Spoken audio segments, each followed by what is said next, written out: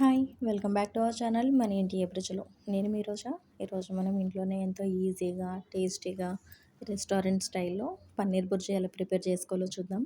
ఇది రైస్‌లోకి, దోసల్లోకి, చపాతీలోకి చాలా బాగుంటుంది. ముందుగా స్టవ్ ఆన్ చేసి గిన్నె పెట్టి 3-4 టేబుల్ స్పూన్స్ ఆయిల్ హీట్ చేసుకోవాలి. ఆయిల్ కాస్త హీట్ అయిన తర్వాత ఉల్లిపాయ ముక్కలు వేసుకోవాలి. ఉల్లిపాయ ముక్కలు కొంచెం గోల్డెన్ యెల్లో కలర్‌లోకి టర్న్ అవుతున్నప్పుడు ఒక టీ స్పూన్ శనగపిండి వేసుకోవాలి. శనగపిండి మ్యాండేటరీ, అసలు స్కిప్ చేయకండి. ఇన్‌కేస్ మీరు శనగపిండి తినకూడదు అనుకుంటే వదిలేయండి. శనగపిండి బాగా ఫ్రై అవ్వాలి పచ్చివాసన పోయే వరకు. తర్వాత అల్లం వెల్లుల్లి పేస్ట్ కూడా వేసుకొని ఇది కూడా పచ్చివాసన పోయే వరకు బాగా ఫ్రై చేసుకోవాలి. తర్వాత సన్నగా కట్ చేసి పెట్టుకున్న టొమాటో ముక్కలు కానీ, లేదంటే టొమాటో పేస్ట్ కూడా వేసుకోవచ్చు. టొమాటో ముక్కలైతే చాలా చిన్న చిన్నగా కట్ చేసుకోండి. అలాగే తగినంత ఉప్పు, పసుపు వేసి సిమ్‌లోనే పెట్టి మూత పెట్టి ఒక 5 మినిట్స్ మగ్గించుకోవాలి. ఇలా మగ్గించుకోవడం వల్ల టొమాటోలో ఉన్న నీరు మొత్తం బయటకొచ్చేస్తుంది. ప్లస్ శనగపిండి కూడా బాగా ఉడుకుతుంది. ఒక 5 మినిట్స్ తర్వాత మూత తీసి చూసేసరికి ఇలా టొమాటోలో వాటర్ బయటకొచ్చేస్తాయి కదా! ఈ స్టేజ్‌లో ఉన్నప్పుడే ఒక half spoon garam masala powder, 1-1 ½ spoon కారం, హాఫ్ స్పూన్ ధనియాల పొడి వేసుకోవాలి. కారం మరీ ఎక్కువ వేసుకోకూడదు ఈ కర్రీకి. మసాలా కూడా ఎక్కువ పట్టదు.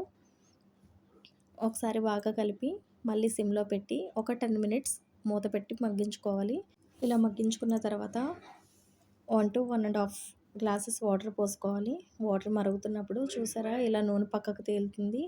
ఇలా ఉన్నప్పుడు మనం ఫస్ట్ మ్యాష్ చేసి పెట్టుకున్న పన్నీర్ కానీ, లేదు అంటే విరిగిన పాలని బాగా పిండి కానీ దీంట్లోకి వేసుకోవాలి. వేసుకొని గడ్డలు లేకుండా ఒక్కసారి బాగా మిక్స్ చేసుకోండి. మనం ముందు శనగపిండి వేసాం కదా! దానివల్ల కర్రీ అనేది థిక్‌నెస్ వస్తుంది. ఇప్పుడు దీనిలోనే మీ దగ్గర ఉంటే కొంచెం ఫ్రెష్ క్రీమ్ కానీ, లేదు అంటే కాస్త పెరుగు కూడా వేసుకోవచ్చు.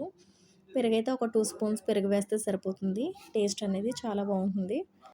ఇప్పుడు దీనిలో ఒకవేళ మీకు నచ్చినట్టయితే కసూరి మేతి కానీ, లేదు అంటే కొత్తిమీర కూడా వేసుకోవచ్చు.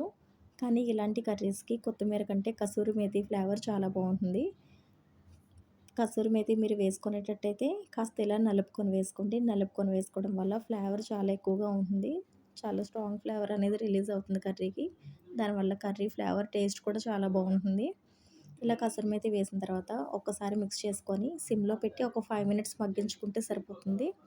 ఎక్కువ అవసరం లేదు. ఒక 5 మినిట్స్ తర్వాత చూడండి ఆయిల్ కంప్లీట్‌గా మనకి పైకి తేలిపోయింది. ఇలా ముందు మనం ఫస్ట్ కర్రీలో వేసుకున్న ఆయిల్ మాత్రమే కాకుండా పన్నీర్ నుంచి కూడా ఆయిల్ లాంటిది రిలీజ్ అవుతుంది. దానివల్ల కాస్త ఆయిల్ ఎక్కువ ఉన్నట్టు కనిపిస్తుంది. కానీ టేస్ట్ అయితే మాత్రం చాలా బాగుంటుంది. కర్రీ రెడీ అయిపోయింది. ఈ స్టేజ్‌లో ఉండగా ఆఫ్ చేసుకోవచ్చు. ఇప్పుడు దీన్ని ఇలా కసూరి మేతితో కానీ, కొత్తిమీరతో కానీ సర్వ్ చేసుకుంటే బాగుంటుంది.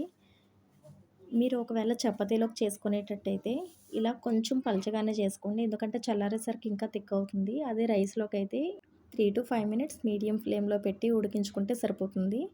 ఈ కర్రీ అనేది ఎలాగన్నా చల్లారిన తర్వాత కాస్త దగ్గరికైపోతుంది శనగపిండి వేయడం వల్ల. ఈ కర్రీని ఒట్టుగా కూడా తినేసేయొచ్చు. అంత బాగుంటుంది. మీరు కూడా ఒకసారి తప్పకుండా ట్రై చేయండి. Thanks for watching.